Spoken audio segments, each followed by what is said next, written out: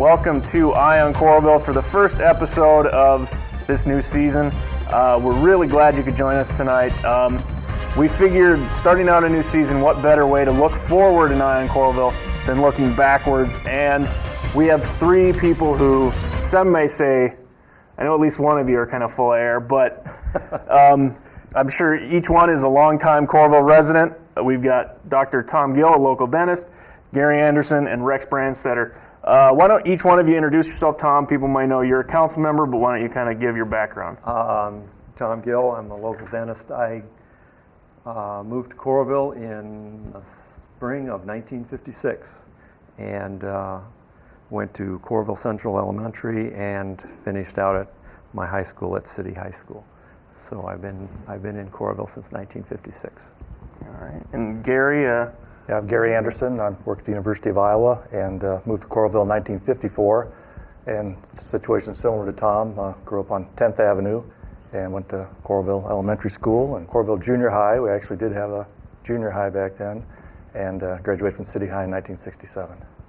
And everybody knows the guy sitting to my right. Good or here. bad, I guess you do. Yeah, I'm Rex Brandstatter, and I grew up at, for the most part, 702 11th Avenue, which was conveniently located just above the drive-in theater at that time. So I lived in a pretty popular place back then. A lot of the guys used to come over to our house and do that. So I went to Coralville Central, and which is now Coralville Central, and on to City High, and all points there. And I'm in business here in Coralville, and it's a pleasure to be here, Ryan. Thanks for having us. I'd like to say in 1956 I lived at 605 12th Avenue, and the next year we moved to 520 9th Avenue. So, right. Taxes must have come due. So, huh? well, my first year I was right next to the drive-ins. So. All right, well, we're going to talk about, well, I'm not going to talk about it, a little before my time, but these three gentlemen are going to talk about the era between 1955 and 1975, what's kind of known as Coralville's boom era. Talk about things as the strips, motels, local restaurants, what traffic was like, and probably comparing how Hawkeye traffic from today to back then, probably a little different. But so I'm going to turn the show over to you guys. Rex, I know you're going to kind of lead the way. I'll step in at the end just to kind of thank everybody for watching, but by all means, take it away. Well, thank you. Thanks, pleasure to be here, guys. Thanks for coming over here. Your pay is about what I get. Not too good tonight. So we thought we'd deal with about 1955, roughly 1955. So I'll take you back in 1955. Here's roughly the state of the union in Coralville at that time. In 1948, the Coralville, keep that in mind, the Coralville School Board built what is now Coralville Central. And as you look at that building, the east wing or the lower wing, or as we call it, Gary, The new addition. the new addition, which was put up in 1959. 1959. Now that's the new addition to us. Now that wasn't there, so the new school was there. The Coralville Strip was just going to come around in 1954. The VA hospital was just built in 1952, 53. There really, in all honesty, not much had happened in Coralville since, quite frankly, since the Depression, which took us back to the 20s, into the Depression of the 30s, and then, of course, World War II. So when the guys came back, and mostly the men served from Coralville, came back, it was just kind of getting started. A new school and families on the way, or presently now young kids. And Coralville was bound to be a boomtown, and that's exactly what happened. So now by about 1952 and 53, we've got a new school up there, and we're kindergarten through 8th grade at that point, and then the kids went off to high school. So we're going to kind of pick it up there, and let's just shoot down to Tom. Now, Tom is a couple years older than Gary and I, so maybe Tom's got some good 56. How'd you get here? Or tell us about it. My father finished dental school, and we lived in Stadium Park. And we moved to Coralville. The Stadium Park at that time was right next to the football stadium, so it was a long trek out here. But I was in 4th grade, and we came out here, and we lived on our first house was on 12th Avenue at that time, and it was 12th Avenue was the new subdivision. That was the end of the western part of Coralville, and it was bumping up against the famous drive-in theater. And so I'm a couple years older. I was in 4th grade, and at that time Gary and Rex were in 2nd grade. So, and my class was basically the first of the boomer classes, and we had a double class, and the class ahead of us was a single class. So it was just kind of a population boom of all there was a population boom from all the veterans after World War II, and I was the first of that era. So, did you? How about the Andersons? The Andersons came here from southwest Iowa, if I recall. That's right. I was born in Red Oak, Iowa, which is the same town that Rex was born in. That's right. Same year, same hospital. Believe it or Montgomery not. County Hospital. Moved here in 1954. My father got transferred, and it was an opportunity to leave southwest Iowa and move to the Iowa City area. Happened to be the year I started kindergarten, so I've lived in Coralville since '54 and went to school all the way through kindergarten. We lived at 711 10th Avenue, which was also at the edge of town, almost in the country. Brand new house. My parents lived there for 40 years before they moved, so Coralville's been my home for a long time, and a lot of pleasant memories growing up here. You bet. And the Brandstatters, we like to say we came here, but actually we started here in the 1850s. We never got out. So I guess you guys came in, and we never could get out. So that's why we're here. So it's been a wonderful time, and I honestly can't. Everyone would probably say of their hometown within reason. I can't imagine growing up anywhere else. Well, let's talk about growing up. In those days back then, remember now, there were no organized sports at this time in Coralville, and we were all kids. So we played in the streets of Coralville, and a lot of vacant lots because there weren't as many houses. We're talking 10th Avenue on either side, 8th Avenue, 7th Avenue, all these areas. There just weren't the people or the things. There was no paving back then. So let's go down to what was, Tom, in your opinion, give us some ideas. What was the main, the central point in the mid-50s in Coralville? The drive-in theater. And as I said, 12th Avenue, when we came, was the newest street. And it had all the streets were gravel, and we lived on the east part of the 12th Avenue, and right across the street was the drive-in theater. Well, the drive-in theater was the attraction for Coralville, and we have a picture of the drive-in theater. This was taken in 1952, and where this is now is the Coralville Public Library, and it went all the way from 5th Street all the way up to, what was it? It'd be about 6th Street in basically what is now the Coralville Library, the parking ramp, and the corner of 5th and 12th. And behind that were 6th Street. Up that hill was when we came here, was a cornfield. And we spent our time in the spring. The movies would start, and we'd go across the street, and we'd turn all the speakers on, and we'd sit in the front yard and watch the movies. And it was pretty entertaining. So I've actually got a speaker from the drive-in theater, and actually I didn't leave this in my car as I drove off, as some people did, because it hooked right on your window. But I got this on eBay. I was just cruising around and found it, so I was really happy to get it. It actually says Iowa City Drive-In Theater, and that's what the sign says too. But everybody knew it was a Coralville Drive-In. You know, that's kind of a misnomer, because it was called the Iowa City Drive-In Theater, but I have to tell you, none of our friends, of course we grew up out here, everybody went to the drive-in out in Coralville, if you're from Iowa City, where you went to the Coralville Drive-In Theater, and lots and lots of Coralville kids that worked at the Drive-In Theater. I can honestly tell you, until I was like in college, or maybe I had a date in high school, I don't ever remember paying to get into the Drive-In Theater. So the stories are legion about the drive-in. I think one of the things I wrote about one time was in Coralville, when you were a kid, if you didn't have anything to do at night, or even if you did, your parents never had to worry about where you were going to be, or question who you're going to be with. You were going to be at the drive-in with just the regular Coralville kids. Right. And you walked up front there, and they had a speaker up front. They knew we were coming. They didn't care if we walked in the back. And we went to the concession stand, and we had just a great time. They had things like pack the car night, buck night, dusk to dawn night, hot dog night, popcorn night. There's some great pictures of things like that. There we go. Tom, what did you have? Well, one night it was just in the summer, and we were walking the streets. So that's basically what we did, was walk the streets and look for something to do, or walk up the drive-in theater.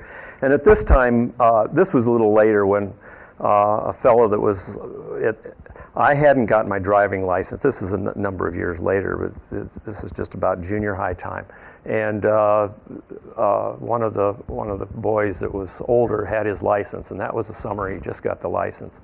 And what they had was a buck night, but in those days it was it was great when they were packing Volkswagens and packing telephone booths. Well, the manager came up with this idea of having a buck night and see how many people you could pack into a car.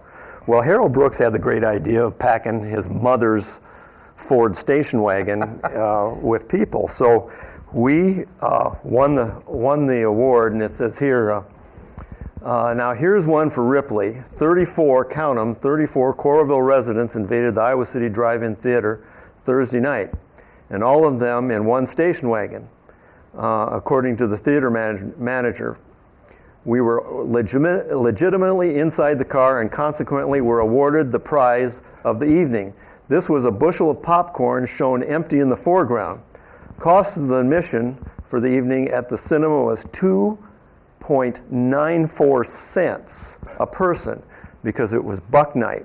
Now, I've talked about this quite a bit, and I can name all the people here, but I did this presentation once, and we showed the buck night, and Rita Brooks came up afterwards, and she told me, "Do you know the real story about this?" And I said, "No." She said, "Well, Harry had my new station wagon out, and he was driving around. This is the first time he had that station wagon out, and he packed it with 34 kids. This is her brand new Ford station wagon."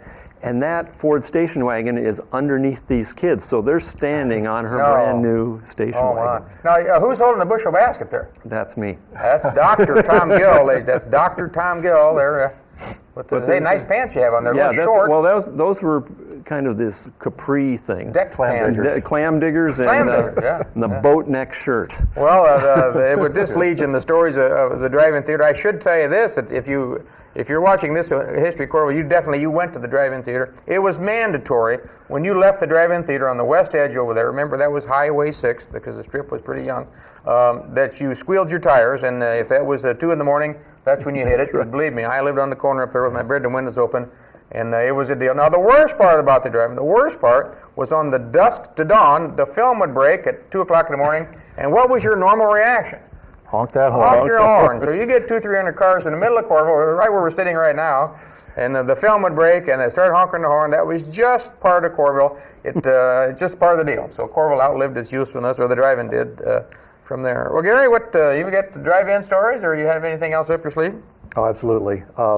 Spent a lot of time at the drive-in. There wasn't much to do at Coralville in the evenings, or really any time. We had to make our own fun. But as we were growing up, we'd call it sneaking into the drive-in, going through the old rickety fence in the back, where really nobody cared if we came in or not, but it was just more exciting to say we snuck in.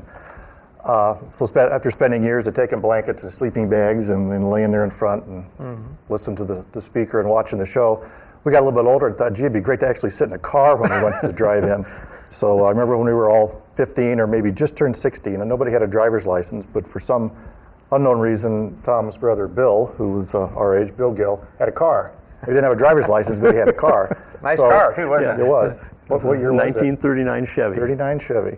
So our challenge was how to get that car to the drive-in so we could watch the movie in a vehicle. So we talked to Tom, who was a little bit older. We said, "Tom, will you drive us over to the drive-in?" He said, "Sure, I'll take you over." So we hop in the car, and Tom takes us over to the drive-in. He said, "I'll be back at midnight to pick you up." So this happened several times. Midnight came, movies are over, people are leaving, no Tom, nobody to drive us home.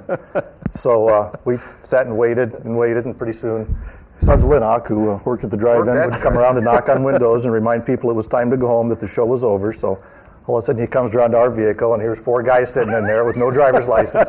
"Time to go home, guys." Well, we don't have a way to get home because we don't have a license. So a couple of times we found a couple older kids to take us back. I think a couple of times Bill Gill just kind of held his breath and drove 3 blocks from the drive-in back to his house. But, where were you, Tom? I don't remember. I really don't. He left us hanging.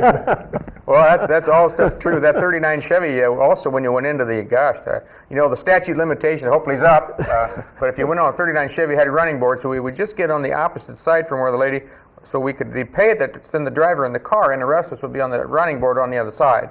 Probably a little out of whack and a little lenient, but that's the way we ran it back then. I want to talk about another institution in Coralville, and I want to talk about something that not only brought the kids together, but it brought the families together. It brought the families together I'm going to name some of the things we did down there.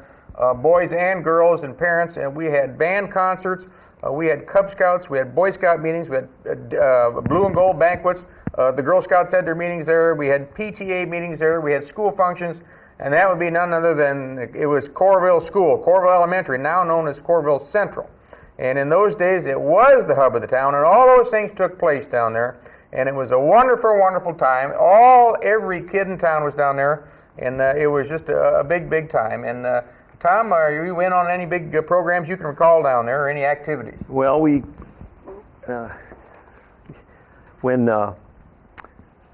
when we graduated, there was a controversy, and I was in the 9th grade class that stayed in Coralville, and we had a lot of activities. And what I remember is we had a 9th grade graduation at Coralville Central.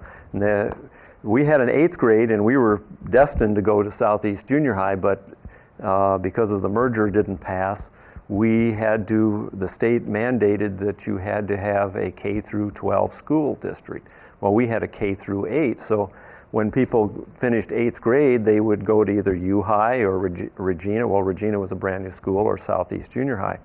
Well, the merger didn't go through, and it failed, so it left my class in limbo, and so that year they had a 9th grade, and basically all we did was repeat 8th grade out here in Coralville. But one of the things that we had was a graduation, and I've got my diploma here, and I think we all have diplomas from our 9th grade. Very much so. Now, is that a 9th grade diploma or 8th grade? This is a 9th grade diploma.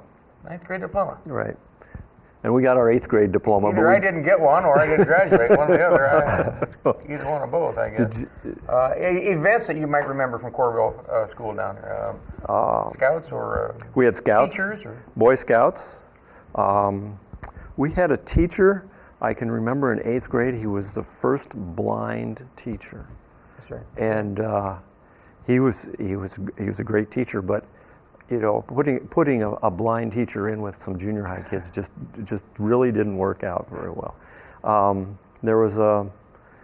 We had a lot of athletic teams, and I think we were all on the first football team in Coralville. That's correct. And we had a great time. I think we had a season of four games. 4 games, yeah. And we played Tiffin, I think, and Regina.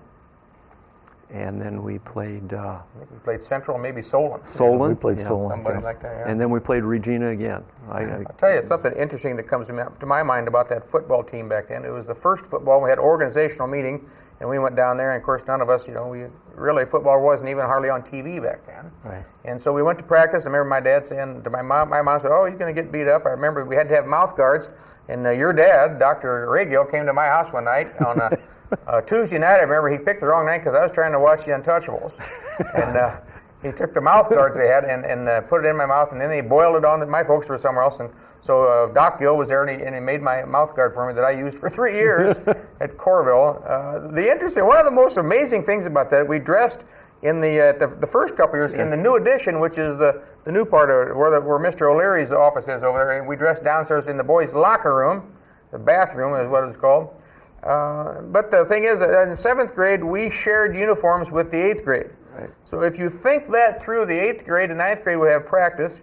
The 9th grade was privileged, so they had their own uniforms. The 8th graders would then take off their uniform and give it to us 7th graders, and it was already sweated out and just a horrible mess. And then we put the helmet on. It was a total sweaty mess. Terrible. We didn't care. It'd give us a jersey, pads, the pants, and then we'd go practice it. And the 7th grade moms were in charge of washing it for the next night. That's so right. we really, truly, we started, that was rock bottom stuff in Coralville where we had to share it on the same day of practice. And I don't think it was an 11-man team either, was it? Oh, gosh, I don't I think it was like an eight-man team. We could have used 14 for as good as you were. Gary, you were an end on that team. Yeah, I was the end, all right. Tall guy. I guess one of the things I remember about the school in the area is the ice skating rink. And again, in the wintertime, not too many things to do. Sometimes we'd go over to the elementary school and get in the gym, play some basketball. But the fire department would come down and flood the area, which would be northeast of Coralville Central Elementary School. There was a little lowland area by the creek there. And they flood that every winter, and it'd get cold and it'd freeze, and there was a little warming house down there. And a lot of times when we'd go skate, they didn't do a very good job of clearing the ice and snow off the road, so I just walk outside the house, put my skates on, I'd skate down to the skating rink. It's true. And we'd skate all night, and we played games called pom-pom pull-away, where one person was in the middle and would try to catch everyone as they went by. Yeah. And there were some pretty good skaters in Coralville at that time. great. And it got cold, and we didn't care, and we'd go in and get warm, and then later on that night, we'd skate back home again. That's true. And it was a Great time. a fun experience, and I think we all got to be pretty good ice skaters. What comes to mind when you mentioned basketball, I can remember we used to play basketball in the gym on a Sunday, and Mr. Boffman or Mr. Peters would leave one of the windows open. Now today this would never happen. He would leave a window open to a classroom.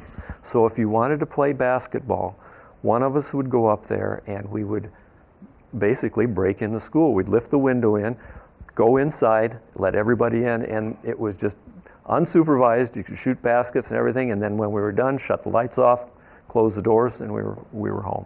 But that's one of my memories of, that would just absolutely not happen today. Oh, but it was all on an honor system. But we seemed to have access to the school really whenever we Right, needed it. sure. If the front doors were locked, we'd get a hold of Glenn Siders, who was a year older than us, and Glenn's a pretty big kid, and he's still around the area for sure. And he'd grab those two front doors, and he'd huff and puff, and he'd grab them, and he could pop those doors open. That's right. And we'd walk in, turn the lights on, play ball, shut the doors when we got done. That's truly a small town, and that's what Coralville was. In many ways, Coralville is a small town, the old part of town. A lot of people in town we certainly don't know. I make the statement that at one time I probably knew everybody and their dog. Yes, you did. I can still rip off some names of some dogs around town. Right, kind of amazing. Yeah. You know, we had neighborhoods back then. The neighborhoods were, I lived up for a long time up at the end of 7th Avenue, and then we had the Crones and the Lennox and the Cutler girls, and they were fun to remember. I just saw Betsy the other day. The Seamuths, and there were just a lot of kids in Coralville. And in the evenings, everybody was out in the yard, and something happened back then out in the yards in the summers that the city of Coralville did. Now, you folks out there have to listen to this and listen carefully, because the city of Coralville, there was no paving, so we had a lot of grass and ditches, and they had to get rid of the bugs. Do you have any remembrances of bug eradication in the city of Coralville? Gary? Oh, absolutely. Once or twice a year, they'd come through and spray. And for some reason, we'd always know when they were going to spray. And they took an old Ford tractor, if I remember right, that had a fogger on it, and it would blow who knows what, DDT or whatever, to kill the mosquitoes. And we'd all head down towards First Avenue, and we'd follow it all the way through town and play in the fog. Play in the fog and get a headache. Yeah, I wonder why. Did you mention DDT? Yeah. That's exactly what it was. They were spraying DDT, and we just run right behind the wagon. It made a real loud noise. You could hear it all over town, and we'd see how close we could run right behind the wagon where it came out, because we were like lost in the fog. So. That's right. It seems like our parents would say, "Do you have anything to do tonight?" And we'd say, "Nope, there's nothing to do." And they'd say, "Well, they're blowing fog. Go down there and play in the fog." Oh, amazing. Now we know what DDT has done to us. You've lost your hair, Tom. That's right. Gary, you've gotten taller, and I've kind of gone to pot myself. So I think the city of Coralville is probably to blame for all this. That's right. Well, I want to talk a little. Those are good. I want to talk a little bit about in Coralville. In the morning, there was always something to do. In the summer, anyhow, always something to do. You could always go to the river, and when you went to the river, which is right down where our River Power Restaurant is, the dam. It was a walk across the dam. Catwalk is what it was, and it wasn't very. I don't know that it was unsafe, but you could really get a shaking, but we didn't do that. We were afraid it'd fall down. We were half scared. But just recently, in the cooperation with the city of Iowa City and the city of Coralville, it's a wonderful new walkover bicycle trail bridge, and I've been out there. I suppose you guys have too. Absolutely. But on a typical summer day in Coralville, you would get up in the morning, you would go down to the river, whether you were going to fish or not. You'd go across the street to Kosher's store, which was opened in 1914. I brought a picture. Now, this would be before World War II. This picture, but this is the First Avenue right now. It was an attorney's office, and we're looking from the Iowa River Power Restaurant side. We're looking to the northwest, and right up in this corner right here, that is what was later the grocery store. And right here is First Avenue. We go right up to the interstate this way. That was Coralville, and you can see this is obviously before the reservoir, and the reservoir was built in 1956. Finally came in to help this lower part of Coralville to flood. You can see some people coming down there. So anyhow, that's where we would hang around down there and fish and go to Kosher Store. And Kosher Store had a lot of things going for it. My family, we had a charge account down there.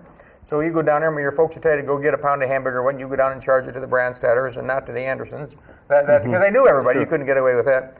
but they had a special drink that we all drank. Tom, you remember, Gary? I don't. Yeah, Red Rock, Red Rock Cola. 5 cents.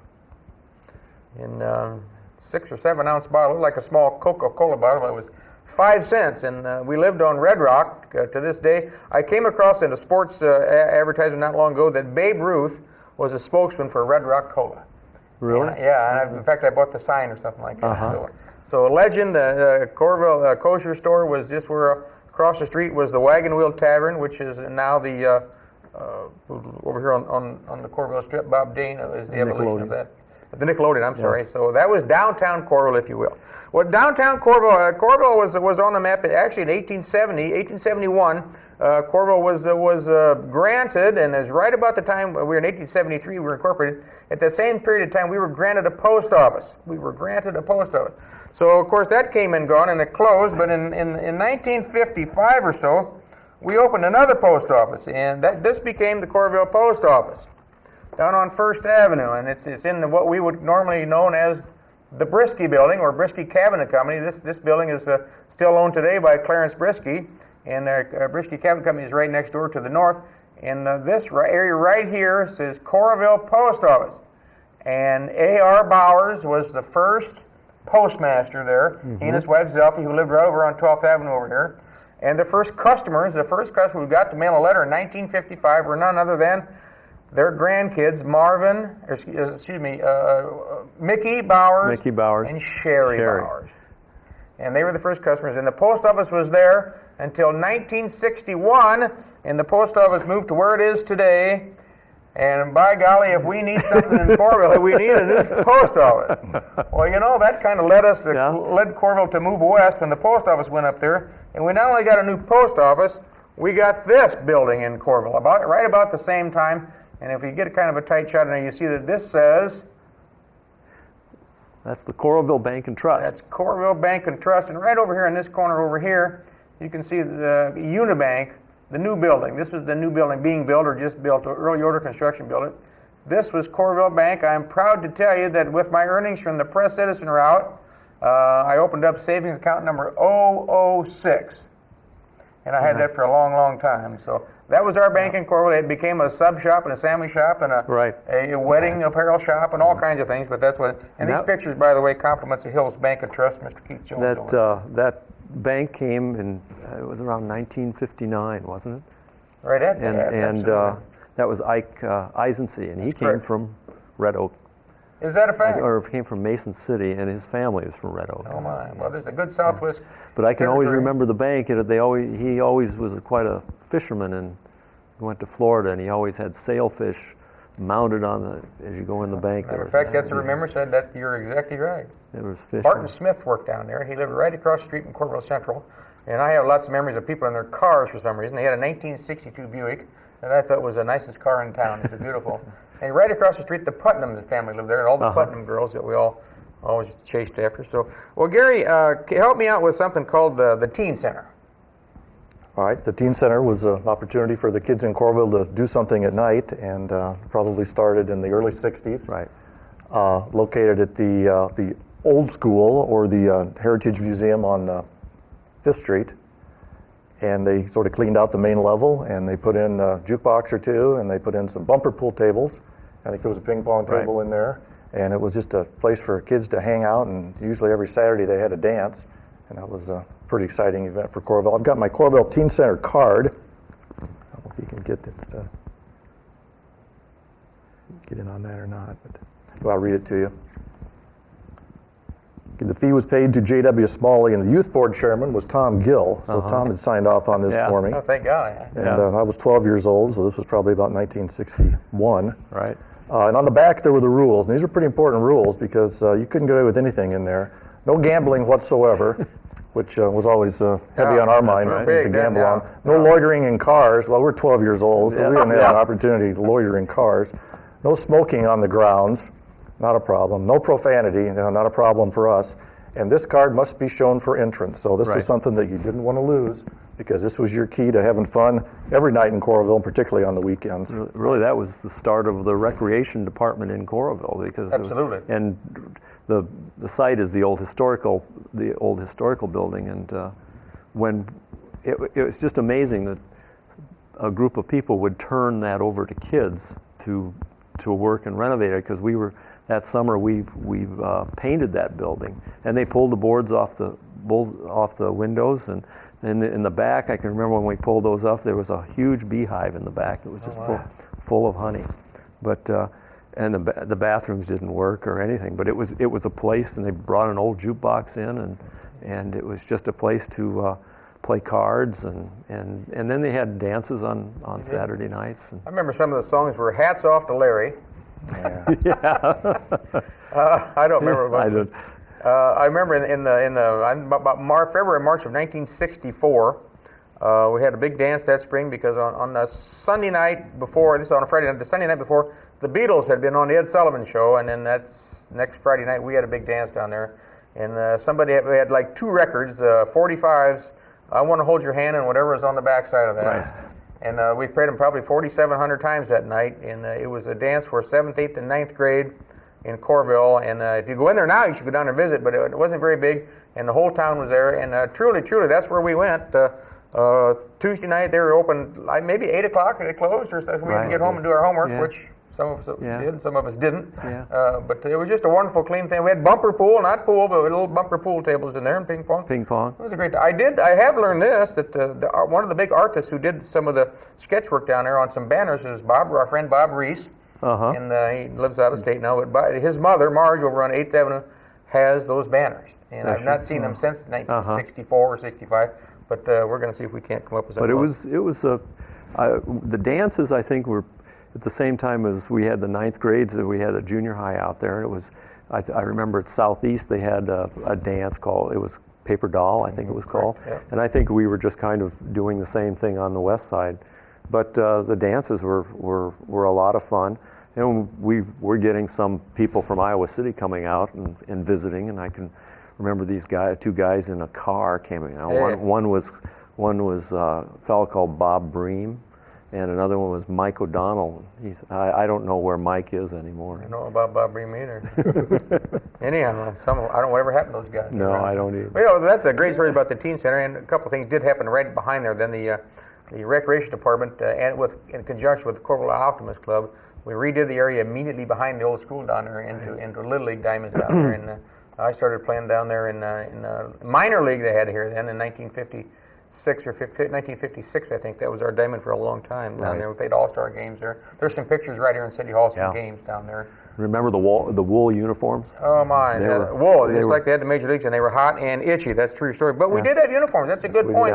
The Optimist Club or Optimist Club in Coralville. Now, I should tell you that the Optimist Club was formed in 1959, and it got started in 1960, and a lot of our dads were probably members of that. And they started, to fund this, they started a Pancake Day. And I'm going to tell you right now, the Pancake Day is still going strong, so Pancake Day is going to come around this fall too, so that's where the money goes. So it was a great thing. I want to talk a little bit more about, there was a lot of businesses we'll never get to tonight, but I want to talk about the Village Pharmacy.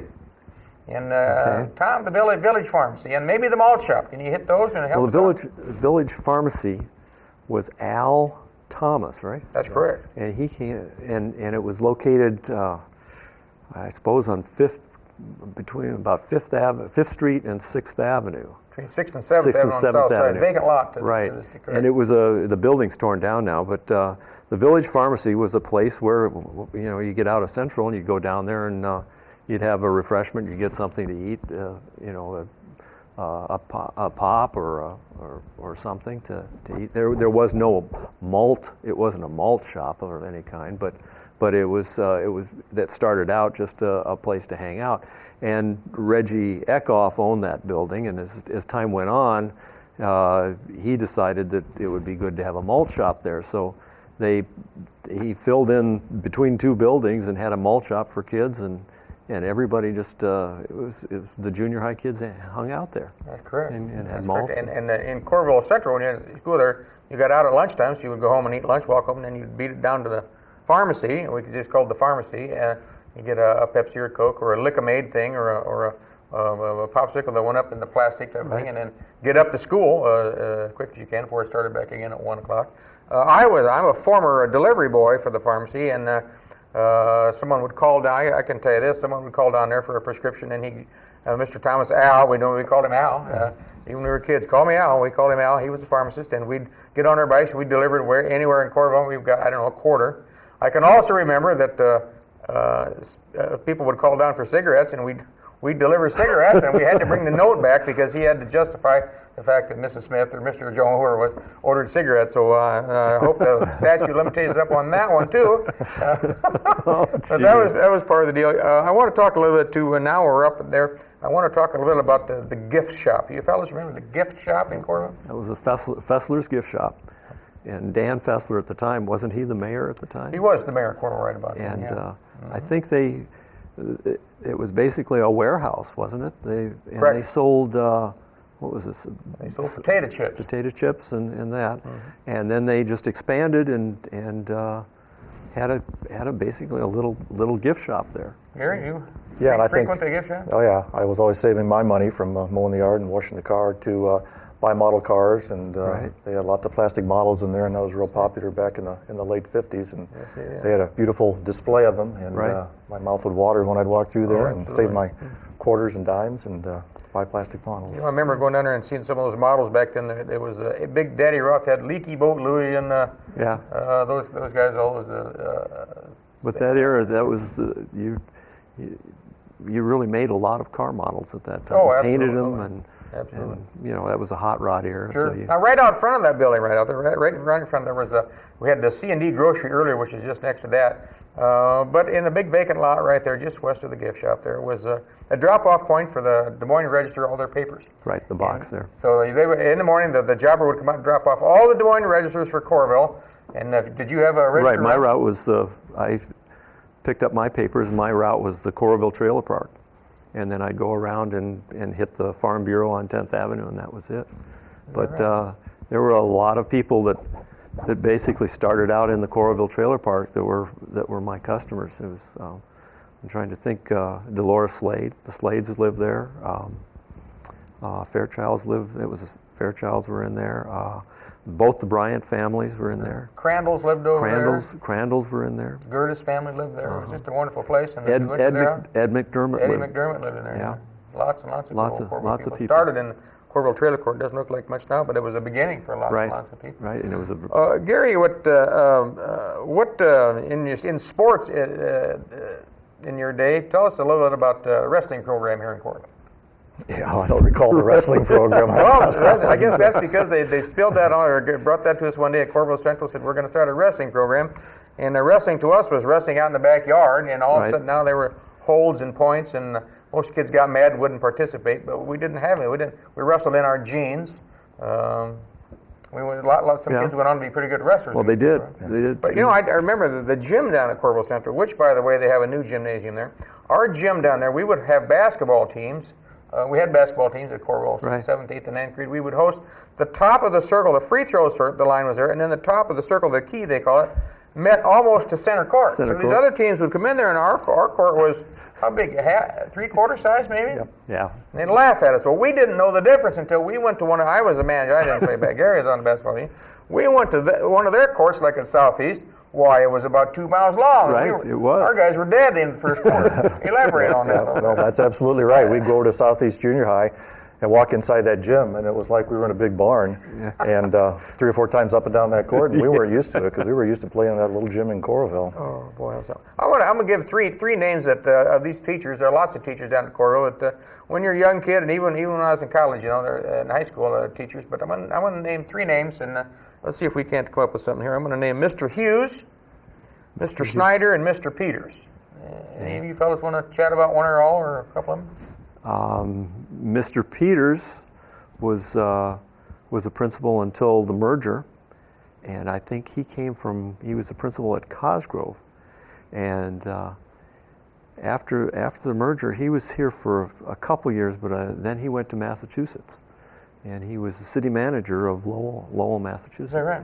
And his claim to fame is he's one of the founders of the Mormon Park, the Mormon Handcart Park. Oh my! And he Is that and right? Bob Burns found the Mormon Handcart Outstanding. Park. That's a whole completely different story. The other thing about Mr. Peters, we all remember him, was he was if you were in band, he was a supporter of the band, of the Girl Scouts. He was always there. Mr. Peters' middle name was Disciplinarian, however. Yes, it was. Strong disciplinarian, Yes. and I have, I think, a good story. It was Coralville Independent School District, and we had 2 janitors. We had Al Gertis and Matt Matthews, and we had a bus. It said Coralville School District, I suppose, Right. on the side of it. And so the rule was when you walked home from school to home, throw no snowballs. Well, we didn't understand how Mr. Peters could have a say off the school property, so we didn't abide by that, of course.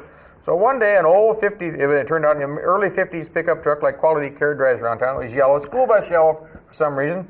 Well, as the truck went by, as some of the other brain surgeons and myself, we pounded it with snowballs, and it stopped and backed up, and there was Mr. Peters driving the truck.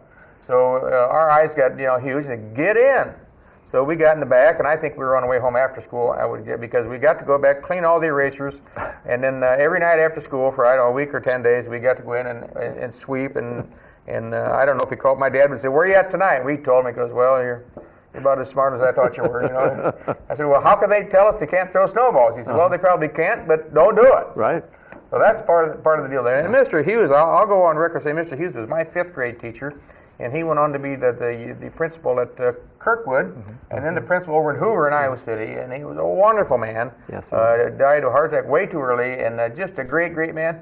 Even when I was in high school, I must have had a problem with math, and I must have did. He'd ask me, when I was in 7th grade, "How's your math doing, Rex? Are you doing good? Are you keeping up your studies?"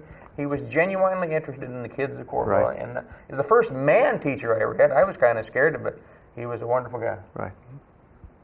Mr. Snyder was he was the PE teacher, right? Right. And Mike was in my class, and he was a wonderful guy. He was the biggest guy I ever saw when I was other than like in Iowa basketball. He was 6'7" or 8", and whatever he said, we did. Right. And Al Snyder, I guess we just call him Mr. Snyder, of course, but that was in that little gym down there, and we put in lots of hours, lots of Boy Scout meetings down there. We had a great time. Gary, what else you got up your sleeve over there? You got a bunch of stuff here. Oh, Cub Scouts, I guess, is one thing that everybody got involved in Coralville, the parents and the kids. And one of the things to do, we'd have our little den meetings and have our pack meetings at the end of the month. And I've got my little Cub Scout hat here, which doesn't fit me anymore. But one of the things that we did was they'd have jamborees and they'd have celebrations. And I don't know if you can get a close-up of this picture, but this is one from probably 1959 or 1958. And you can see that's me. I was pretty well built back then, lifting the dumbbells. But if you can look to the side of me and that person that's got his chest thrown out there. I guess I can't get my finger right way. I guess right up in here. Okay, well, anyway, that's Honorable Senator R.E. Dvorsky. And Bob he was quite the athlete back then too, and we were both looking pretty good at one of the Cub Scout jamborees. Get rid of that picture, I assume. Yeah. Well, Bob's always afraid when I start talking about it. A good friend of mine and a good person. You bet. Tom, what got anything on your? Yeah, I've got. We're talking about schools. Here's my first proficiency diploma, and that was in 9th grade. And this is Mrs. Mary Ibsen, and I got. There's a certificate of proficiency for 20th century typewriting. And I'd passed the final examination with a net speed of 36 words a minute. Wow. So I was just flying. So this is a picture of the Coralville Tigers. Now this was a Babe Ruth league, and that was what, 13, 14, and 15-year-olds? Notice it says I was sitting in your shirts, but that's the way it was. Yeah, and when I first started Babe Ruth, we only had one team, but because there were so many, it broke out into 4 teams. And this picture is of the Coralville Tigers, and this is the all-star team. And after our regular season, they'd put together an all-star team, and then we would go and we'd play other towns. And I can remember this team we went to Ottumwa, and I think that was as far as we got. But there's some names here. Jim Cannon, the Cannon brothers were our coaches. Al Barnes' dad, Al Barnes was one of the coaches. I'm just going to try and name through some of these people. Johnny Barnes, Yoder, Alan Bohr, Eddie Matthews, Al Barnes, Bill Freeman, Rob Bonfilio, and Bob Reese. On the lower was Jim O'Mara, Donnie Ambrose, Dale Parrish, Tim Huber. This little guy here is me. That's Speedy Forbes, is Dave Forbes. Peachy Cochran, which was John Cochran. Rick Eckhoff, and Steve Seaman. Wow, we followed Gary and I followed right in your footsteps right after that. Yeah, So Probably wore the same uniforms. yeah, no doubt. That's taken right down in front of Coralville Central there, by the way. Say we just got 2-3 minutes left here now. Okay. And I want to think that lots and lots of things that took place in Coralville, and of course back then, and remember it was after World War II and the families here. Something that I've come across in my learning since then. The dads, and I'm not going to name any names, but the dads in my area up there were World War II veterans, which didn't mean much to us then. We were kids. But I've since done some surveying and talking, and those guys, they were just dads. They were our little league coaches and guys mowing the grass and stuff like that. They were at the battles. They could have been spent their whole time in Wyoming. I don't know. But Iwo Jima, Guadalcanal, I don't recall Pearl Harbor, but Gary's dad might have been in North Africa, Germany, Italy. Bob Teeple was on a submarine. All these guys were just guys, and I didn't hardly say anything about it. But that's the era we grew up in, and those guys had seen a heck of a lot more than we could ever get in trouble, and they knew us guys pretty darn good. So we were going to get in trouble. Yeah. They'd seen that, and they weren't going to put up with it. So, Right. But those guys took their time to be the Cub Scout leaders and the Little League leaders, and they were on the volunteer fire department, on the school boards, and that's how Coralville grew, and it's a pleasure to do it. That's what established the town. It was a participation of those parents, and that's what really made the town. Correct. Well, Gary, you, from 10th Avenue to where you are now, you raised a son here, and does he have fond remembrances of his days here? And he went on to West High because they had a new high school out here, and things kind of marched on, haven't they? Yeah, for sure. Went to West High, University of Iowa, now lives in Chicago, but he loves to come back to Coralville, and it's always his home, and he's a big city guy now, but he was born a small town kid, and he'll always be a small town kid. And Like the rest of us. Yeah, you bet. My brother and I rocks. There were Rex and Rocks, and my brother Rocks, who was 5 years younger than me, enjoyed all these things, and as Coralville took off. He's in Cedar Rapids insurance man, and his son, who was graduated from college a couple years ago, works in Des Moines, and he's always maintained that Coralville is boring. That's because he grew up in Cedar Rapids, and Coralville now looks like a small town, but his dad assures him that it was not boring. And Tom, how about your game? My brother is still practicing here. My sister is still in town, and we're still around. My girls, or my oldest daughter, is still in town, and my other daughter is she's in Manhattan, Kansas. So, but I've. It's kind of boring to say that I grew up here and never left, but I did leave for a time during the Vietnam era and went in the service. But it was amazing being overseas. You really remember what a great time you had in this community. Well, my mom is still here, and as a matter of fact, next week's her birthday. She's knocked the Gary in a couple times over or more, maybe we'll say. So my family's still here, and Gary, you're. Yeah, my family's still here, my parents and my brother, and now my sister lived out on the East Coast for 30 years and moved back to Coralville. She's retired, so we're still around town. And why leave? What a wonderful thing we have. But there's so much here now we can't enjoy Coralville, I guess, is what I'm doing right now. That's the fun part. My dad is still here, too. Tom Gill. All right, well, it's really amazing that and kind of unfortunate when you think about it, that when people think of history, they don't think of these kinds of things. They think of the major events. And you kind of touched on those World War II and Vietnam era, some of those things. But the old store down the street, people don't tend to think of those as the history of a town. Right. Is there any way that, and I'm sure some people watching probably have their own stories, is there some way they can get them to you and you can help relate them in these kind of forums? Well, kind of what we have talked about previously is we would like to host an event like over at the Coralville Library some evening, or this winter when totally nothing to do, and have some things like this. Just sit down and talk and do just what we did just now, bring up the Coralville Drive-In Theater and just listen to stories. Yeah. We will do that. And we'd really like to see pictures. I mean, if you have a family album, look through those albums, because there are pictures of Coralville. Your family's probably standing in front of it, but we've got a picture on 12th Avenue, and there's my aunt standing there, and there's the Coralville Drive-In right behind her. Okay. But we'd sure like to see some pictures, too. Say, we could start another ruffle here, talk about the paving of the streets in Coralville and how the city council didn't get reelected after they did that, how the Coralville Coralville school board didn't get reelected after, but we're going to leave those for another time. Yeah, there's so many things that we could talk about, and we just kind of, we could ramble on for hours. Okay. All right, well, there you go. There's just a brief little history of Coralville. I know you didn't hit all the points you wanted to and everything, but still quite fascinating, quite interesting. And just to think that none of you really have a scholarly background in history, it's just the memory clicking there. Right. And that's I mean, like I said, this is from an era I can't imagine, and leaving the school open, I can't imagine that. I can remember having basketball practice, waiting outside in the winter for the coach to open the door, and I can't imagine just leaving a window open. So I'd like to thank you for watching Eye on Coralville tonight. I'd like to thank my guests, Dr. Tom Gill down there at the end, Gary Anderson and Rex Brandstatter here. It was great to hear the stories, and I'm sure if you ever see one of them out on the street, they'll have more stories for you then too. Yeah. So thanks for watching Eye on Coralville. I'm your host, Ryan Wickstrom, and we'll be back next month with a new episode, so stay tuned to CoralVision and Eye on Coralville. Thanks for watching.